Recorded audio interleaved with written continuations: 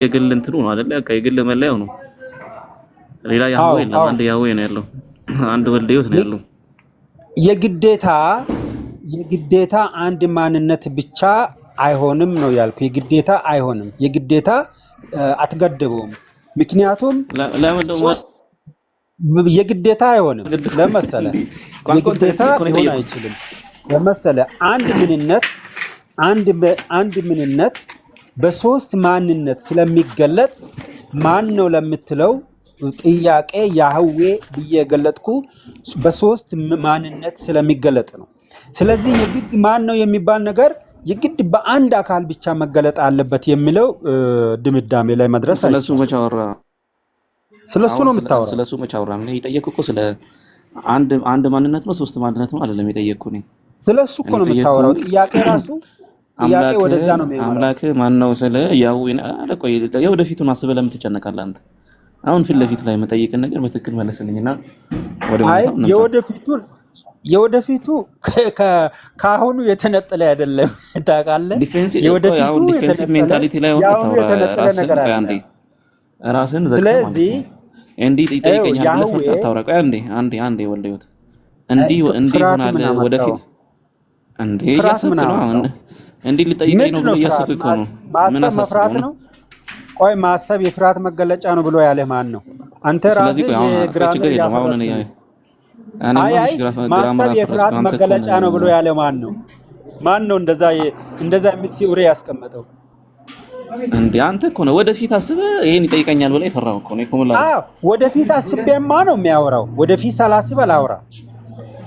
ትክክለኛው ነገር ከመናገር ልትከለከል ይገባል። ስለዚህ ወደፊት ትጠይቀኛለህ ብለህ መፍራት አይጠበቅም። ወደፊት ማሰብ ፍርሃት አይባልም። እንደገና እንጀምር። ወደፊት ማሰብ ፍርሃት አይባልም። ገብቷል? ጭንቀት ነው ማሰብ ፍርሃት አይባልም። ጭንቀት ነው የሚባለው። እንደገና እንጀምር። እንግዲህ ያው በአንተ ትርጉም ይሆናል። ስለዚህ ወደፊት ሳስብ የማወራ እንደገና እንጀምር የማወራ ሾርት ምንድነው? ሾርት ሚሞሪያም ይባላል። ወደፊት ሳስብ የሚያወራ አረጋጋው። ቆይ በስሜት አይደለም እንትን የሚሰበከውና አንዴ ሚዩት አድርግ። ቆይ ፍርሃት፣ ጭንቀት፣ ፍርሃት ምናምን የሚል ምን አመጣቸው? ምን አመጣው? እሱ ዝም ብሎ ሀሳቡን ያወራ። ሀሳቡን ዝም ብሎ በምን አወቅ? መጨነቄን በምን አወቅ? ሌላ ነገር አላልኩም። ወልዴ ቦታ እንዲያረጋጋው እኮ ወደፊት እንዲህ ይሆናል እያልክ ስለ በቃ እሺ ሪያን ላውራ እንደ እንደነድኝ ክርስቲያን ነኝ።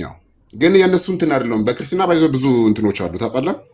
እዚህ ጋር በተለጠፈው የትኛው ወደ ዲኖሚኔሽን እዚህ ጋር መልሶ መልስ ስላለ ማለት ነው። ክርስቲያኖች ሶስት አምላክ ነው የምታመልኩት የሚለው እዚህ ጋር ተለጥፏል። የትኛው ዲኖሚኔሽን አንተ ከየትኛው ዲኖሚኔሽን ወይ ከንግግር ልትለይ ይችላል እኮ አለ። ስለዚህ ትንሽ እንትን ልበል እዚህ እየተወራ ያለው አክቹዋሊ እናንተ የምትጠይቁት ስለ ስላሴ ነው መሰለኝ። ስላሴ ምን ነገር አክቹዋሊ በጣም ምስል ያልተጻፈ ነገር ነው።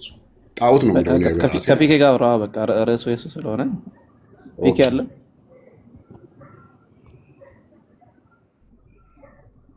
ፒኬ አለ። ኧረ ወልዴ አትሂድ። ወልዴ ግራመሩን አስተካክለናል። አለው እየጠራኝ ነበር ረያን። ወልዴ ሄደ ተናዶ። እኔ ላናድድ አይደለም። ፒኬ እንደነዲ አለው ለስጦታ አትጨነቅ። አማን ነው እንትን እዚህ ጋር በለጠፍከው ላይ የሆነ እኔ የማምንበትም ነገር አለ ታውቃለህ። እኛ አክሰፕት የማናደርገው ነገር ነው አክቹዋሊ የስላሴ ምን ነገር እነሱ በኒቅያ ጉባኤ ተሰብስበው የሰገዱት ነገር ነው እና አይደለም ልንገርህ ብዬ ነው። እዚህ አክቹዋሊ ርዕሱን ስላየው ነው። በርዕሱ ተሰርቼ አይደለም ማውራው። አይ ቆይ መጀመሪያ እንተዋወቅ አይሻልም? ስጦታው ነኝ ብያለሁ። ክርስቲያኖ ስጦታው ነኝ። እኮ ክርስቲያን ስትል አሁን አንተ ያው እንደምታውቀው በስላሴ የሚያምን አለ ማያምን አለ። ስለዚህ መጀመሪያ አላምንም። ለዛ እሺ ስንት አምላክ አለ ብለን የምታምነው? ስጦታ አንድ አምላክ ነው አለ። በአካል ስንት ነው? አንድ ነው። ማን ነው እሱ አምላክ? እግዚአብሔር ኢየሱስ አምላክ ነው ብለህ ታምናለህ? ኢየሱስ ራሱ አምላክ ነው። ዮሐንስ ወንጌል ላይ መጀመሪያ ቃል ነበረ፣ ቃልም በእግዚአብሔር ዘንድ ነበረ፣ ያ ቃልም ስጋ ሆኔ ነው የሚለው እንጂ ሌላ አምላክ ሰማይ ላይ ያለው አባት ልጁን ላከ አይደለም መጽሐፍ ቅዱስ የሚለው። መጀመሪያ ቃል ነበረ፣ ቃልም በእግዚአብሔር ዘንድ ነበረ፣ ቃልም ስጋ ሆኔ ነው የሚለው። እሺ ጥሩ። ኢየሱስ አብ ነው ብለህ ታምናለህ? ስጦታው ኢየሱስ አብ ነው ላሳይ እችላለሁ። ትንቢተ ኢሳይያስ ላይ ኧረ ችግር የለውም እኔ ያሳየኝ እያልኩ አይደለም፣ ግን እኔ አሁን አንተ አይደለም በኤቪደንስ ነው የምናወራው። እያንዳንዱን በነገር እሱ ሳይዘጋጅ መጥቶ ሊሆን ይችላል። አክቹዋሊ ላይ ስክሮል ሳደርግ ነው ያገኘሁት። እዚህ እንትኑ ተመችቶኝ ነው እዚህ ፊት ያለው ጽሑፉን አይቼ ነው የገባሁት። ጥሩ እሺ። ስለዚህ ኢየሱስ አብ ነው ብለህ ነው የምታምን? አዎ እሺ። ስለዚህ ኖርማሊ ሐዋርያት ቤተክርስቲያን የሚባለው ወይም ደግሞ ኦንሊ ጂሰስ ነው ማለት ነው። አይ ቲንክ ሐዋርያት ነው የሚባለው መሰለኝ። ነኝ ልክ ነህ፣ አልተሳሳትኩም። እሺ ጥሩ። ኢየሱስ ክርስቶስ መስቀል ላይ ሆኖ ማንን ነው ሲጣራ የነበረው እንዲያድነው? እኔ እኮ ብያለሁ እኮ እሱን ነገር እኮ ቀድሜ እዛ ጋር አውርቼ ነው የመጣሁት። እዚህ ጋር ቀድሜ መጀመሪያ ቃል ነበረ፣ ቃልም በእግዚአብሔር ዘንድ ነበረ፣ ቃልም ስጋ ሆነ ነው። ገብቶኛል፣ ሀሳብ ገብቶኛል። እንደዛ ማለት ሌላ አምላክ ሰማይ ላይ ቁጭ ብሎ ወደ አምላኩ የጸለየ ነው ማለት ይሄ ኮምፕሊት ስህተት ትምህርት ነው። እኔ አሁን ስለ ስህተቱ አይደለም የጠየኩ ስጦታ ኢየሱስ ክርስቶስ ሲለምን ሲጸልይ ከስቅለቱ ለመዳን ሲለምንና ሲጸልይበት የነበረው ወደ ማን ነው ነው የኔ ጥያቄ።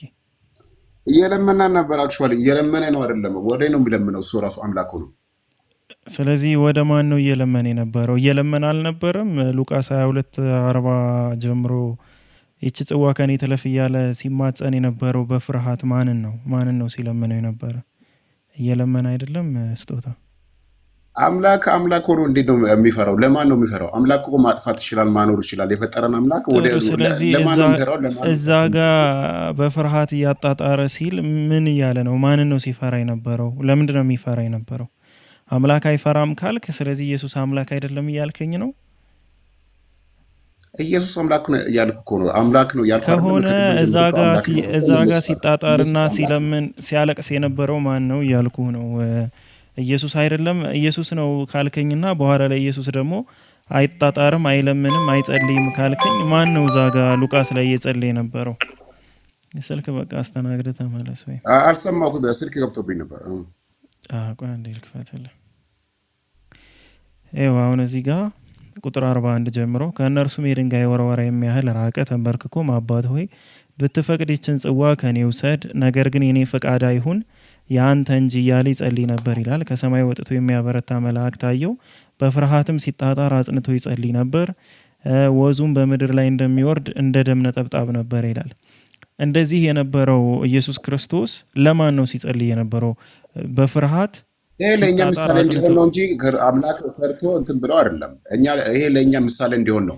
ለእኛ ምሳሌ እንዲሆን የምለው የሰው ልጅ ማለት ነው እንደኛ የሰው ልጅ ሆኖ ባይመጣ ነው። ምሳሌ እንዲሆን ማን ነው እያለቀሰ ሲጸልይ የነበረው? ለአንተ ምሳሌ እንዲሆን ከእንባ ጋር ምናምን ተብሎ የተቀመጠው ስለዚህ ክስተት ነው። እና ማን ነው ያ አካል?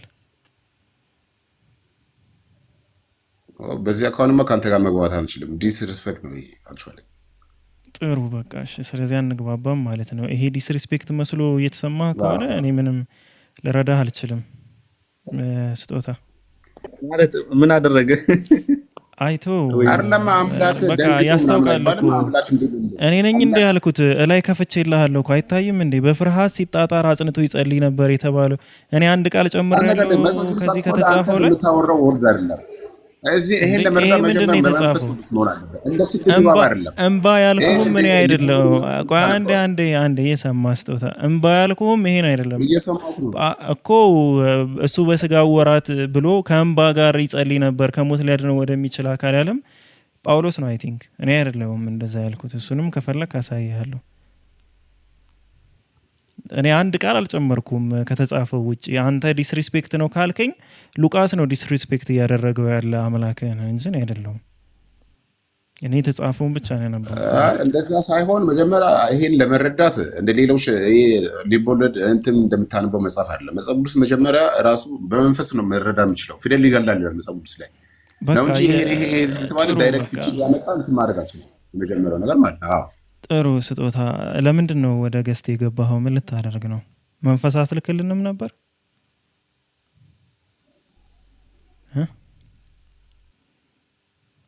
ወጣ ይሻላል እኮ። በመንፈስ ነው የምትሉ ሰዎች መንፈስ ላኩልን። እናንተ አትምጡ፣ ምንም አሰሩም እዚህ። ምን ጀመርክ እንዴ? እኔ ታውቃለህ፣ ብዙ ጊዜ ኦጂዎች ጋር ያየሁት ነገር ምንድን ነው፣ በቃ አንተን የሆነ ቪክቲም ለመሆን ነው የሚሞክሩት፣ ምንም ባላደረግከው ማለት ነው። እሱም እየሰራ ያለው ያንን ነው። በመንፈስ አላለም እንዴ? እና መንፈሱን አይልክም እንዴ? እሱ ምን ይሰራል እዚህ? ሼር ያደርጋል። እጅ ጫንላት እጅ የሚጭነው በዚህ አሳልፎ ነው። የሆነ ቀን ማለት ነው በጣም የተናደድኩት ልንገርህና፣ ቃል ስጋ ሆነ ማለት ምን ማለት ነው ብዬ ከኦጄ ጋር እያወራሁ እኮ ነው። ሆነ ነዋ ይለኛል እኮ። ሆነ ሆነን እስኪ ዲፋይን አድርግልኝ። ሆነ ነዋ ከተጻፈው ውጭ አላወራህም ይላል። እና ምን ሊያደርጉ ነው ሊያወሩ የሚመጡት? ምንም እኮ አይሰሩ። ይሄ ደግሞ የባሰ ነው። ባይዘው ዲስሪስፔክት አላለኝም እንዴ? ሉቃስ ነው ዲስሪስፔክት ያደረገው ከሆነ እኔ ምን አደረገ? አስደንግጧል። አሁን የምር መንፈሱን ላክልህ ስትለው ደንግጧል። በጣም ይከባድ። እንዲያውም የሆነ አላ በጣም የተናገርኩት እንዳይመስለው ብዬ ነው እንጂ ብዙ ሜም ነበር ለሱ የሚሆን እንደው የተሰበሰበ። ግን አሬ ከሜም በላይ ነው። ያንተ ራሱ ሜም ይሆናል አሁን። እሺ ወልድ ግን ሲያወራ የነበረው ምንም የሌለ ትምህርት ነው። በነገራችን ላይ ሰምተው ታውቃለህ? ረያኔን አረ ነንሴንስ ጀምሯል። ማን ነው ስለው ያው ያለኝ ከዛ ምንነት ነው ማንነት ነው ምንነት ነው ማንነት ነው አለው። ምንነት ነው አለኝ። ማን ነው ሲባል ምንነትን ለመጠየቅ ነው ማንነት ነው አለ። ከዛ ሌላ ነገር ትይዋል። አዎ እንትን እኮ ነው ሴንስ እንዲሰጥ ለማድረግ ነው ይሆናላ። መለኮት ባይዘው የራሱን ችሎ እኮ ህልውና ካለው ልክ እንደ ቅድም እንዳልነው ማለት ነው። አይ ቲንክ እርኩስ መንፈስ ሲባል ይህም ደግሞ መጥፎ ነገር ሊመስላቸው ይችላል። ብቻ በሌላ መንፈስ የሆነ መንፈስ ከአንድ ሰው ላይ አድሮ እንደሚያወራው እንደዛ ራሱን ችሎ ማንነት ካለው እኮ በቃ ስላሴ እኮ ያው ስላሴ የሚለው ስያሜው ይቀርና ግን ሎጂካል ይሆናል። ከሎጂክ ጋር የሚያጣለው ነገር አይኖርም። ምንድነው የአንድ መንፈስ አለ በሶስት አካል እየተዘዋወረ ይሰራል ነው በቃ። ይሄ እኮ ምንም ኢሎጂካል ምናምን የሚያስብል ነገርም አይሆንም። ደግሞ በጣም ፒስ ነው የሚሆነው፣ አሪፍ ነው የሚሆነው እንደዛ ከሆነ እንደሱ ሀሳብ ከሆነ። ግን የለም ነው ፕሪናይስ ነው ያሉት እኮ እንደዛ እንትን ነው አይደል እንደሚያምኑት። አብ ከሁሉም በላይ ነው፣ እንደዛ አብ ከሁሉም በላይ ነው። ልክ አሁን ይሄ የነሱ ሎጂክ ምን መሰለህ? አሁን እዚህ ያሉት አዶን ነው ማንነት የለውም፣ ግን አንዱ ሶስቱም ላይ ተከፋፍሏል። ሼር ነው ሼር ወንደሮች ናቸው ሲሶ ማለት ነው። ሲሶ ተከፋፍሏል። አንድ ሶስተኛ ግን ማን ነው ተብሎ የሚጠየቅ ነው። እሱ ራሱ ማንነት አለው። ማንነቱ ያህዌ ነው፣ ምንነቱ መለኮት ነው። ግን አራተኛ አካል አይደል። እኔ የምለው ግን እኔ አሁን አእምሮዬ እንትን እያለብኝ ነው ታውቃለህ። ይሄ ስጦታ ምን ሊያደርግ ነው የገባ? እኔ ወላሂ በጣም እንትን አንዴ አቋርጠን እኮ ነው ከልጁ ጋር አቋረጠን። ቢያንስ ልጁ ደብሮት ተናዶ ነው አይጣ። አሁን እኮ እያሰብኩት ነበርና ሳስበው ምንም እንትን ያለው ነገር የለም። ተመችታችሁኝ ምናምን ላወራ አለ። ከዛ ሳወራ ዲስሪስፔክት አለ። ምን አስበው አንተ ነው ፈልገው ነው እንትን ነው ብለህ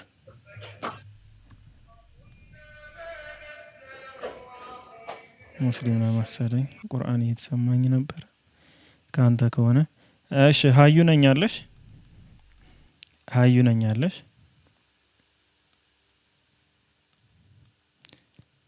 ነኝ። እሺ አልহামዱሊላህ አለ አህመድ። አልহামዱሊላህ አልኩ። ይሄ ሰውዬ መንፈሱን ላከው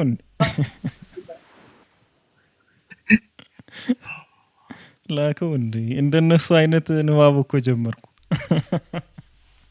አልሐምዱሊላህ ሰላም ነው። ለእኔ ነው ጥያቄ ለእኛ ነው ማለት እንደዛ ነገር ነው። ግራ ገብቶኝ ነው ትንሽ ሳነብ ባይብል ላይ እንትን ላይ ነው ቁርአን ላይ ተአምረ ማርያም ላይ ነው ጥያቄ እኮ አማኞቹን ነዋ። እሺ ጠይቃቸው ይመልስልህ አይደል? እንደነሱ ይሆናል። እሺ የኔ ጥያቄን አንዴ ቆይ ላውጣውና በተአምረ ማርያም ምዕራፍ 19 ቁጥር 4 ጀምሮ ምን ይላል? ከያዕቆባውያን ወገን የሚሆን አንድ ሊቀ ጳጳስ የተሰጠን መሐመድን በዛሬው ቀን ታመጣልን ዘንድ ጸሎትን ጸልዩ ያላቸው። ይህ መሐመድ የትኛው መሐመድ ነው የሚለውን ጥያቄ ነው። እኔ እንጃ እንግዲህ የእሷ ተአምር እኮ ይከብዳል አንድ ጊዜ። ኧረ አንዴ ድገምልን። ይደገም ተአምረ ማርያም ምዕራፍ 19 ቁጥር 4 ላይ ከያዕቆባውያን ወገን የሚሆን አንድ ሊቀ ጳጳስ የተሰጠንን መሐመድን በዛሬው ቀን ታመጣልን ዘንድ ጸሎትን ጸልዩ አላቸው ይለናል። አውዱን ባነበው ደስ ይለኝ ነበረ። ከዛ በኋላም ያው አንዳንድ ጊዜ እነሱ በገድላት ሁሉ ሳይቀር እኮ ይሰድቡናል። እኛ ጨዋ ሆነን እንትን አንልም ነው እንጂ በገድላት ሁሉ ሳይቀር ይገሉናል እኮ እኛ። እና ጭራሽ የተአምር ማሳያ ሁሉ ያደርጉናል። ሲኦል ደርሼ መጣሁ የሚሉትን ትልቅ አባታውን ሰምታችኋል። በጣም አሳዛኝ የሆነ ነገር የሚያወሩ ሰው ናቸው። በስተርጅና እንደዛ አይነት ስከሳ ያረር እና እነሱ እኔ እንጃ በየት በኩል እንደሆነ እንትን ያለው አላውቅም። ይሄኛው ደግሞ ምናልባት አውዱ ሲነበብ በጣም የከፋ ነው የሚሆነው።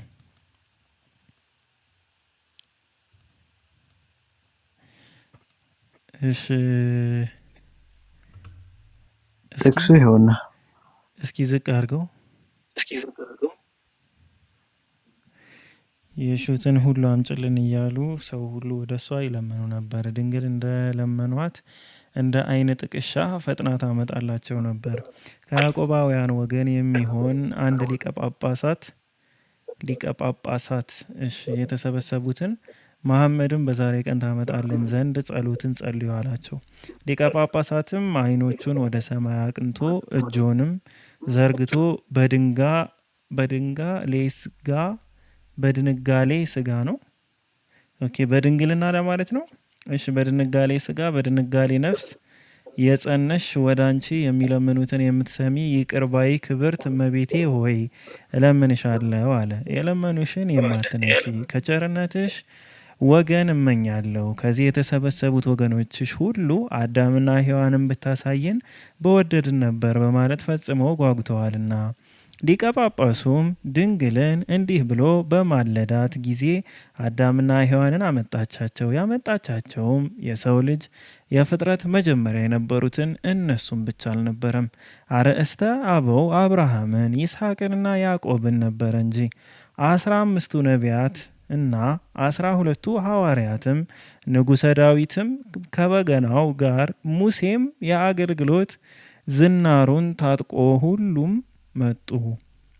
በዚያም የተሰበሰቡት ሁሉ አዳምና ሔዋንን ተገልጠው ባዩአቸው ጊዜ የልዑልን ሕግ ጥሳችሁ የእግዚአብሔርን ትእዛዝ ተላልፋችሁ ዕፀ በለስን በመብላት ከተድላ ገነት ያወጣችሁን እናንተ ናችሁ።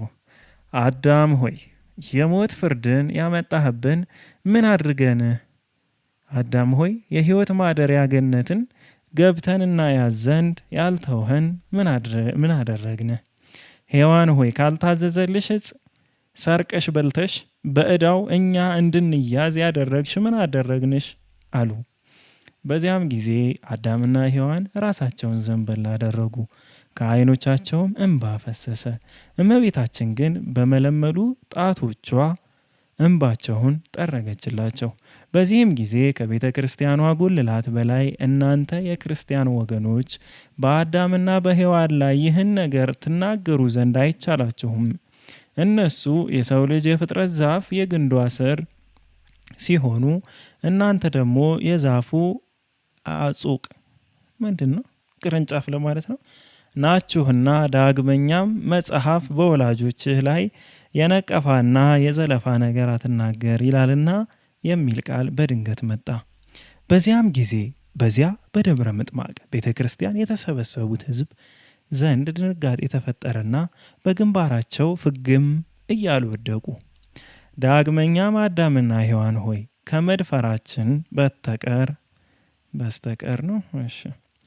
በስተቀር እናንተን እንነቅፍ ዘንድ የሚቻል አይደለም።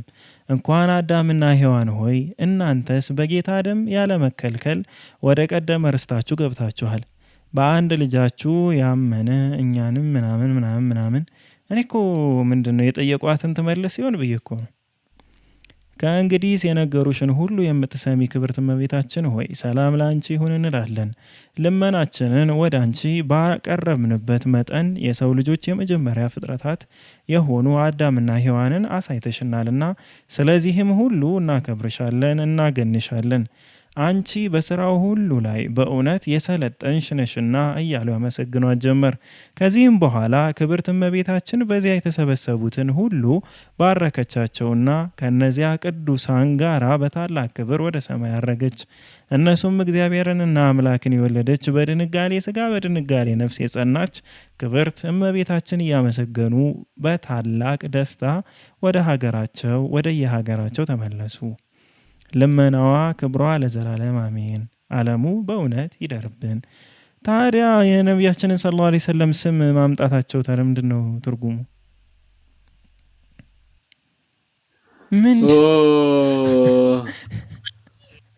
እሱ ነው ጥያቄው ነብይ። የት ሄዳል? ምን ላይ ደረስን? ምንድን ነው የተቆረጠ ታሪክ? ሲዝን ስንት ላይ አቋርጠው ነው? ምንድን ነው እንደዚህ ፓርት አለው። ቀጣይ ጠብቅ። ስንተኛ ሲዝን እኔ ማለት ነው ድመቴ እንኳን ግራ ገብቷት ምንድን ነው የሚያወራው እያለች ነው። ይሄ ከባድ ነው እንዴ? ለእንስሳም አይነበብም ማለት ነው። ገብቷችኋል? ግን ገብቷችኋል? ምኑ ይገባል? ወገን ሊቀባባስ የተዘበት ማለት እኔ ግራ ተጋብቻለሁ። እኔ ስለምን እንደምታወራው ግራ ገብቶኛል። ኧረ በጣም እንዴ! እኔ እነዚህ ግን በየትኛው ጊዜ ነው የነበረችው? ሰዎች ምንም ጤነኞች አይደሉም። በየትኛው ጊዜ ነው የነበረችው ማርያም? ያው በኢየሱስ ክርስቶስ ነው በአዳም ነው በኢየሱስ ክርስቶስ። ይሄ እኮ ባይዘው አሁን እኮ ነው ማለት ቤተክርስቲያን ላይ እንትን ብላ ከፍ ብላ እኮ ነው ማለት ቤተክርስቲያን ላይ ሆኖ ሲለምኗት እኮ ነው እንግዲህ እንዳነበብነው ከሆነ ሲለምኗት እሷ ያመጣቸው ነው የናዳምን ምናምን ጨምሮ ማለት ነው። አሁን እነዚህን የጻፉት አሁን ምንድን ነው የሚባሉት? ቀሲስ ናቸው? ምንድን ነው ይሄን የሚጽፈው ሰውዬስ እንደው ጤነኛ ነው? በየደብሩ ይሄን የሚጽፉት ደግሞ ፒኬስ ታነበው ደግሞ ያንተ ጭንቅላት ነው ፊዚዮ የተቃጠለ ወላሂ ደለሰን ያንተ ጭንቅላት ፊዚዮ ተቃጥሏል። ወላሂ ምንም እኮ ነው በቃ ምንድን ነው ወዴት ነው የሚሄዱት? ኧረ እኔ እንጃ። ምን እሺ አሁን ይሄ ምን ይባላል?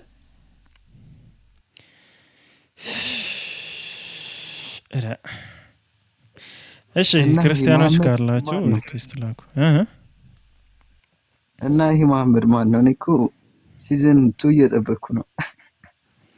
ይሄ አሁን ከያዕቆባውያን ወገን የሚሆን አንድ ሊቀ ጳጳስ እኮ ነው የተሰበሰቡትን መሐመድን በዛሬ ቀን ታመጣልን ዘንድ ጸሎትን ጸልዩ አላቸው ይላል።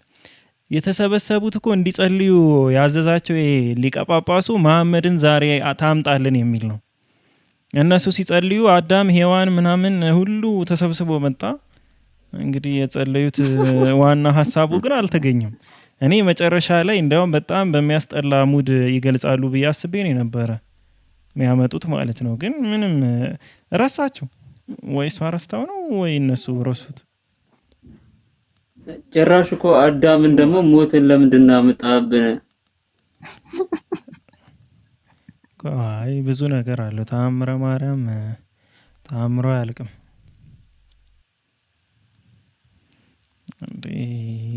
አዳም ተወቅሷል። 15ቱ ነቢያትን 15 ብቻ ነው እንደ ነቢያት ያሏቸው? 15ቱ ነቢያትና 12ቱ ሐዋርያት ንጉሠ ዳዊትም ከበገናው ጋር ሙሴም በነቢይ ቁርአን ላይ የተጠቀሱት ብቻ ይበልጧቸዋል ማለት ነው። በነቢይ ብዛት 25ቱ ብቻ ይበልጣሉ ማለት ነው። በ10 እንበልጣለን። በእርግጥ እነ ሹዓይብ እነ ሹዓይብ ነቢይ ያደረጉት ማለት ነው። እኔ እንጃ። ኢሳቅስ መች ነቢይ ነው? ኢሳቅ ነቢይ ነው እንዴ? አይደለም እኮ ኢሳቅም እስማኤልም አይ ቲንክ ሰለሞን እንኳን በኦርቶዶክስ ነቢይ ነው መሰለኝ። ሉጥም እንደዛው ነው። ሉጥም ማን ነው የሚባለው? ኖህም ነቢይ አይደለም። ችግር ያለባቸውን እየመረጡ ነው እንዴ? ቆይ ችግር ያለባቸውን አሁን ሉጥ ከሁለት ልጆቹ ጋር ስለተኛ ነው ነብይነቱን ማዕረጉን ያነሱበት። አረ የችግር ምሁር እኮ አለ ዳዊት እንዴ! እሱ ነብይ አይደል እንዴ? ዋናው እንደም እሱ እንኳን አልነፈጉት። እኛ ለምሳሌ ምናጣ ነበር ነብይ። እሱ ነብይ መሆኑ እኮ ነው መጽሐፍ ቅዱስ ላይ። እሱ ምን ቀረው? ምን ይቀረዋል እሱ? ልበ አምላክ። ሌላም አንድ ጥያቄ አለኝ ደግሞ ሌላ። እሺ እስኪ ደግሞ ክፈት። ሌላኛው ጥያቄ ምንድነው? ለሙስሊም ጥያቄ ያላችሁ ሪኩዌስት ላኩሽ። ጥያቄ ምንድነው? ተቀንሰው ወጡ ወንጌላቶች አሉ አይደለ? እነ ፊልጵስዩስ ማርያም እንደዚህ ምናምን የተባሉ ወንጌሎች። እሺ ፊልጵስዩስ እሱን አላውቅም። እሺ መግደላዊት ማርያም ምናምን የሆነ ነገር አለች። ዘ ጎስፔል ኦፍ ፊሊፕ የሚል መጽሐፍ አለ። ተቀንሶ ወጣ እንደ ወንጌል ነው። እሺ እና እኔ አነበብኩትና ይሄን ነገር ደግሜ ላነበው ስል አፌን ያዘኝ። እኔ ማነበው ግራ ገባኝ። ተቀንሶ ወጣ ምን ከንፈር ለከንፈር መሳሳም ምናምን ነው ከመግደላዊት ማርያም ጋር ምናምን የሚለው። በኋላ ላይ ዮሐንስ፣ ሁለተኛው ደግሞ ሐዋርያው ዮሐንስ አለ። ሌላው የሐዋርያ ስራ ላይም ሁለት ዮሐንሶችን ያሳያል። አይ ቲንክ ሁለት ዮሐንሶች መሰለኝ፣ አንዱ የታሰረና አንዱ ያልታሰረ ምናምን እንደዚህ ይገልጻቸዋል። እና ዮሐንስ እንደ መጽሐፍ ቅዱስ ብዙ ናቸው። 6 ዮሐንሶች አሉ እያለ ነው አሚር። መጽሐፉ ግን እነሱ የሚያምኑት ሐዋርያው ነብይ ናቸው ነው አይደለም። አንድ ብቻ ነው ዮሐንስ ነብይ ያለ፣ ሌሎቹ ነብይ አይደሉም። ምናልባት ሐዋርያ ስራ ላይ ነብይ ዮሐንስ የሚባል ካለ አላውቅም፣ እኔ ትዝ አይለኝም። ግን ዮሐንስ መጥምቁ ዮሐንስ ግን እሱ ነብይ ነው። እሱ አንድ ዮሐንስ ነው። እኔም ማውቀው አንድ ነብይ እንዳለ ነው። ተጣሉት ነው ዮሐንስ ጳውሎስ ጋር ይሆናል። ዮሐንስ እንትን ሐዋርያ ስራ ምዕራፍ 4 ላይ 3 መጨረሻውና 4 ላይ 3 መጨረሻው ላይ ታሰረ ብሎ ይጨርስልና 4 ላይ ደግሞ ሌላኛው ዮሐንስ ከፈራጆቹ ጋር መጣ ይልሃል ምናምን ነገር 4 መጀመሪያ እንደዛ ነገር። እኔ ራሱ የሆነ ሰው ጠይቆኝ አንተ ነህ የምታበግነኝ የሆነ ሰው ጠይቆኝ ነው እኔ ጠይቄ እዚህ አንድ ካቡኪ ጋር አይተነዋል መሰለኝ። አዎ እኮ በዛ ነው ያወቅኩት እንጂ እኔ አላውቀውም። እኔ ባይብል ካነበብኩ 8 ዓመት ያለፈኝ ሰውዬ እንደው ምን አድርግ እንደምትሉኝ ስለ ባይብል እያመጣችሁ እየጠየቃችሁ። ሰላም አለይኩም። ወአለይኩም ሰላም ወራህመቱላሂ ወበረካቱ። ሰላም ናችሁ? አልሐምዱሊላህ ሰላም ነው። አልሐምዱሊላህ። የኔ ጥያቄ ቁርአን ላይ ነበር። ኧረ ቆይ አንዴ ኢብኑ መሐመድ የሆነ ድምጽ አለ የሆነ የሚተሻሽ ነገር። እስኪ አሁን አውራ። እሺ አሁን ይሰማል? አዎ ይሰማል እኮ ግን ድንገት ኤርፎን ስላደረኩም ሊሆን ይችላል። ድንገት በጣም ጆሮም ይበሳል። ይሄው ልክ እንዳው ነው ማለት ነው። ያንቀሳቀስከው ነው ስልክህን? አዎ አንቀሳቅሼው ነበር። አሁን ኖርማል ነው። እሺ ቁርአን ላይ ነበር ጥያቄ። እሺ ምንድነው? እንወቀው እንጂ ችግር የለውም። ሱረቱ አንዓም አንቀጽ 75 ላይ መሰለኝ ስለ መለኮት የሚያወራው ለኢብራሂም አለይሂ ሰላም የሰማይና የምድር መለኮት አሳየውና የሚለው መለኮት ይታያል እንደ የሚል ሹብሃ ያነሳሉና ተብራራ። ማን ነው እንደዛ ብሎ ሹብሃ የሚያነሳው? እሺ ጥሩ ነው።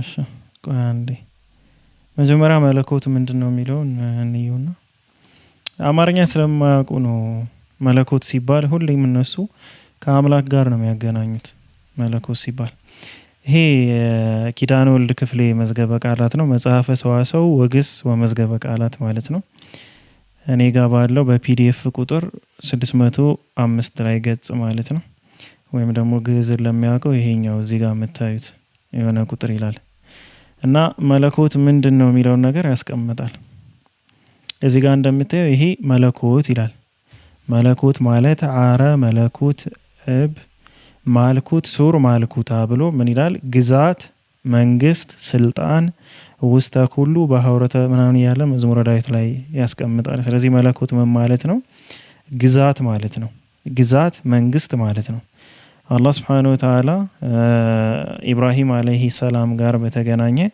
የሰማያትና የምድርን ግዛት ነው ያሳየው አላህ Subhanahu Wa Ta'ala እንጂ አምላክን አይደለም ያሳየው ወይም መለኮት ኤሰንስን አይደለም ያሳየው እና መለኮት በአማርኛ ራሱ ግዛት ነው ቆይ አንዴ እንደው አሪፍ ማውጫ ነበረች እቺ ነገር ከሰራችልኝ ሱራ ስንት አልከኝ ሱረቱል አንዓም ነው ቁጥር 75 ነው ያልከው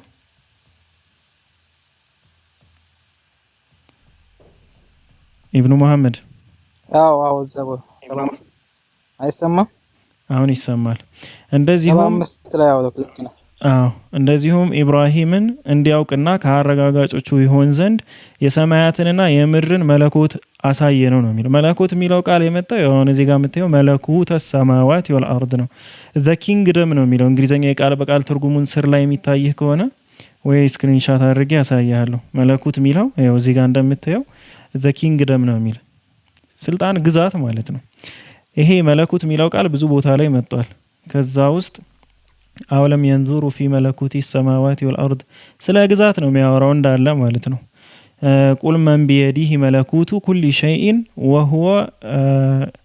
وهو يجير ولا يجار عليه ብሎ ያስቀምጣል ቆይ አንዴ ሱራ 23 ቁጥር 88 ላይ በዚህኛው ለክፈቴኛው አማርኛው ይታያቸዋል መሰለኝ ሱራ 23 ቁጥር 88 እና እነሱ የመለኮትን ትርጉም አያውቁትም በአማርኛ መለኮት ምን እንደሆነ ስለማያውቁት ነው ይሄው ቁል መን بيده ملكوت كل شيء وهو يجير ولا يجار عليه إن كنتم تعلمون ይላል መለኮት ማለት እዚህ ጋር የነገሩ ሁሉ ግዛት በእጁ የሆነ እርሱ የሚጠብቅ በእርሱ ላይ የማይጠበቅ ማን ነው የምታውቁ እንደሆናችሁ መልሱ ሊበላቸው ይላል ግዛት ለሚለው ቃል ቀጥታ የመጣው ምንድነው መለኮት ነው ሶ በአረብኛም በግዕዝኛም መለኮት ማለት ወይም መለኮት ማለት ግዛት ማለት ነው ኤሰንስ ማለት አይደለም ወይም አምላክነት ማለት አምላክነት ባህሪ በሚልም ይመጣል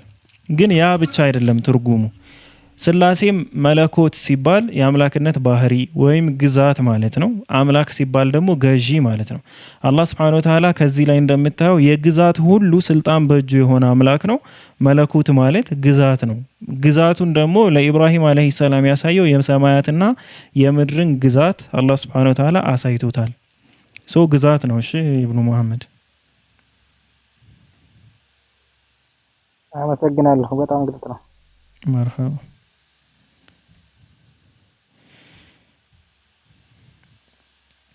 እሺ ሚሻሪ ረሺዱል አፋሲ እሺ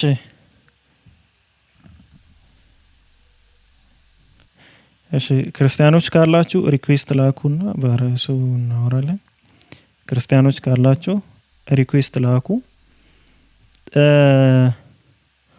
ሙስሊሞች ንጽጽር ጋር በተገናኘ ጥያቄ ያላችሁ ሹብሃዎች ምናምን ጋር ማለት ነው ካላችሁ እናንተም ሪኩዌስት ላኩ ሙስሊሞችም ሪኩዌስት ላኩ